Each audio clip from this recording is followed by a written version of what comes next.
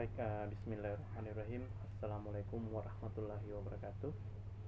Alhamdulillah, sampai pekan ini kita membuat video kembali, video pembelajaran. Sebelumnya Ustadz hanya menyampaikan bahwasannya setiap pekan sebelumnya kita adakan yang namanya aplikasi Zoom. Jadi pembelajaran kali ini kita akan ada perubahan, yaitu kita selang-seling antara via Zoom dengan video pembelajaran. Mungkin pekan depan kita adakan lagi via Zoom. Seperti biasa, mudah-mudahan Anda sekalian sehat walafiat dalam menghadapi wabah corona. Ya, pada saat ini kita selalu belajar bahasa Indonesia. Seperti biasa, kita akan selalu membuka buku paket di halaman 148, yaitu menyimpulkan isi puisi rakyat. Nah, berbicara tentang puisi rakyat, bagiannya ada 3 yang termasuk, yaitu pantun, syair, dan gurindam. Seperti pekan kemarin kita telah membahas yang ketiganya, yaitu pantun, syair, dan gurindam. Nah, dalam video kali ini Ustadz hanya menyampaikan bahwasannya syair dapat dibagi menjadi 5 golongan syair, ya. Belum kita memasuki yang namanya pantun.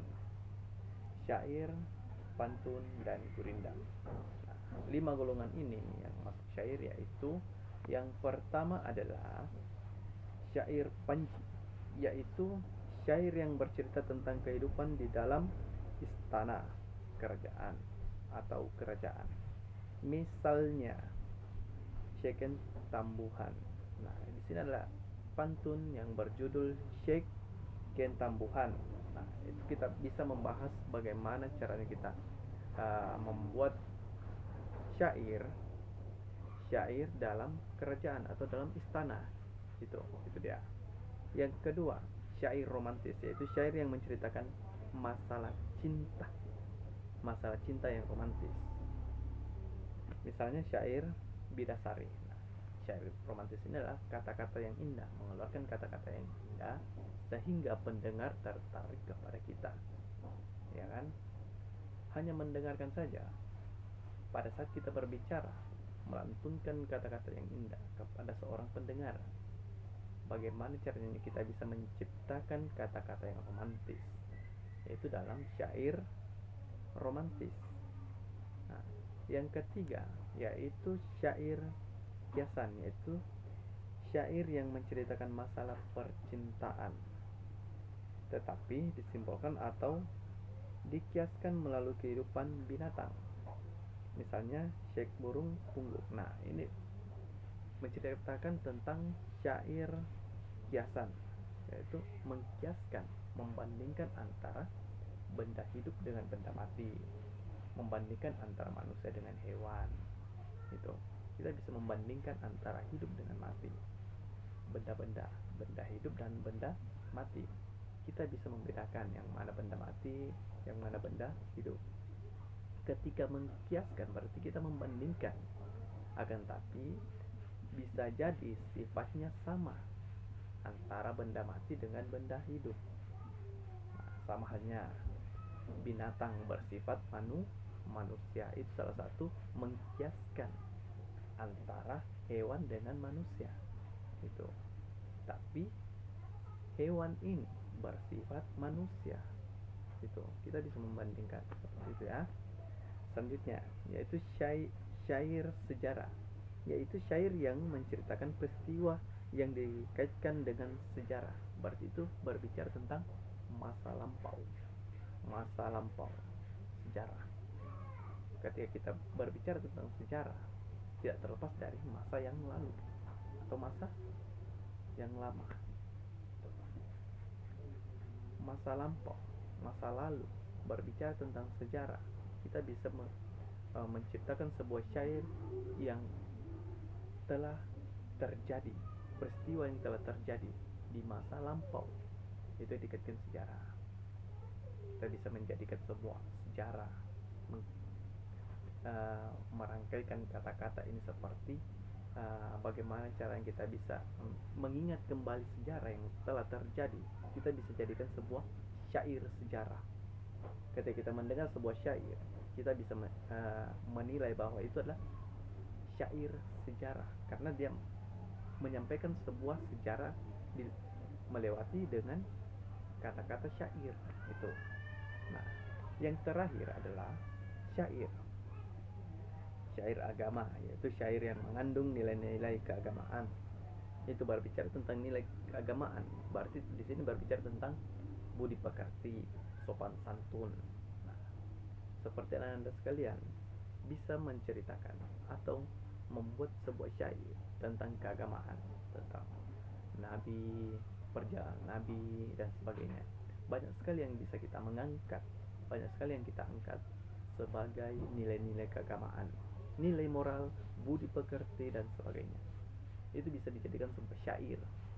Syair melantunkan sebuah syair tentang keagamaan. Nah, contohnya seperti kita melihat seseorang yang memberikan sebuah ceramah, itu adalah sebuah syair yang tentang agama. Syair agama, bagaimana caranya dia bisa menyampaikan tentang apa yang disampaikan kepada pendengar, itu bisa menarik perhatian kepada pendengar. Misalnya mereka fokus kepada kita yang menceritakan, seperti itu ya. Nah, selanjutnya, sebagai puisi lama, pantun banyak menggunakan kata-kata arkais. Nah, kita bisa jelaskan bahwa kata arkais di sini adalah kata-kata kuno yang sudah tidak lazim, berarti selalu kita dengar. Itu namanya kata-kata arkais. Kata arkais yang selalu kita dengar, mungkin dalam kehidupan sehari-hari atau setiap hari dan sebagainya. Itu digunakan pada zaman sekarang, misalnya tingkap, gaharu, biduk, lubuk dan sebagainya.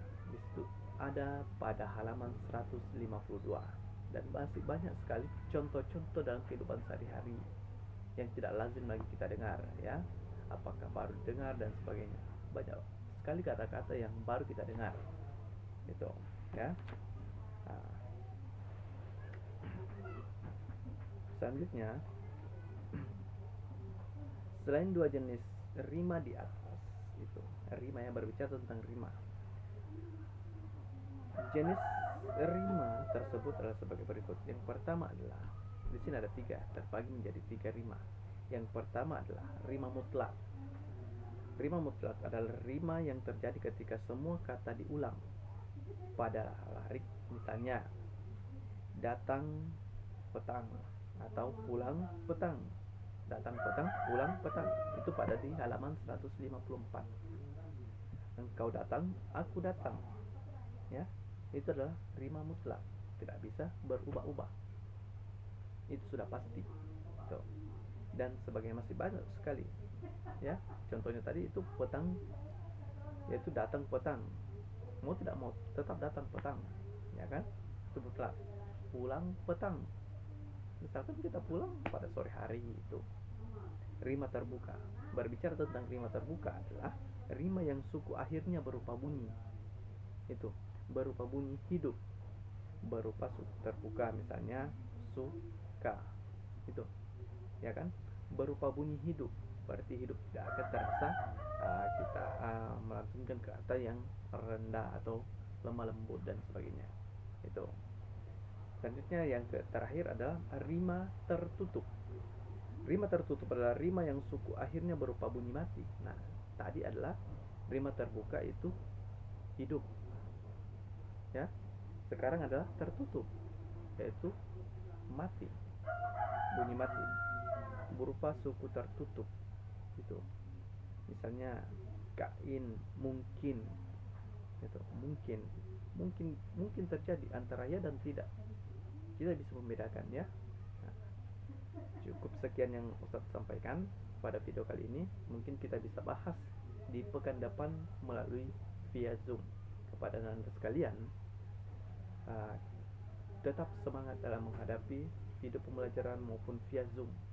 ya. Mungkin pekan depan kita adakan lagi via Zoom untuk membahas apa yang belum dimengerti pada pekan ini. Bisa saja kita akan melangkah lagi di pembelajaran selanjutnya. Nah, pada pertemuan kali ini Ustaz hanya memberikan sebuah tugas di halaman 154 bagian tugas 5, menyusun puisi rakyat. Nah, seperti biasanya kita menyusun puisi rakyat, ada sampiran dan ada isi. Kita bisa membedakan yang mana sampiran dan yang mana isi. Nah, pada tugas kali ini Anda sekalian hanya menyunting atau menyusun puisi rakyat, yaitu yang pertama adalah nomor 1 dan nomor 2. Perhatikan di nomor 1. Di nomor 1 di situ ada sampiran dan isi. Sampiran dan isi. Kita bisa mengambil sebuah sampiran dengan isi. Misalkan baris pertama dan kedua adalah sampiran. Baris ketiga dan baris keempat adalah isi. Kita bisa membedakan yang mana berpola AB AB. Nah, itu ya. Kita jangan terlepas dari ciri-cirinya. Tuh. Yang kedua, nomor 2, syair perpustakaan Sueman HS. Itu. Di situ ada kalimat rumpang. Kalimat rumpang di nomor 2. Kalimat yang rumpang, pilihan jawaban ada di bawah, ya. Yang ada kolom bergaris merah di halaman 156. Itu. Ada kolomnya. Di situ ada pilihan yang mana mau dimasukkan di bagian A, B, C, D, dan E. Ada 5 juga. Nah, cukup dicarikan saja kalimat yang rumpang. Oke, cukup sekian. Saya akhiri dengan ucapan wabillahi taufiq wal hidayah. Wassalamualaikum warahmatullahi wabarakatuh.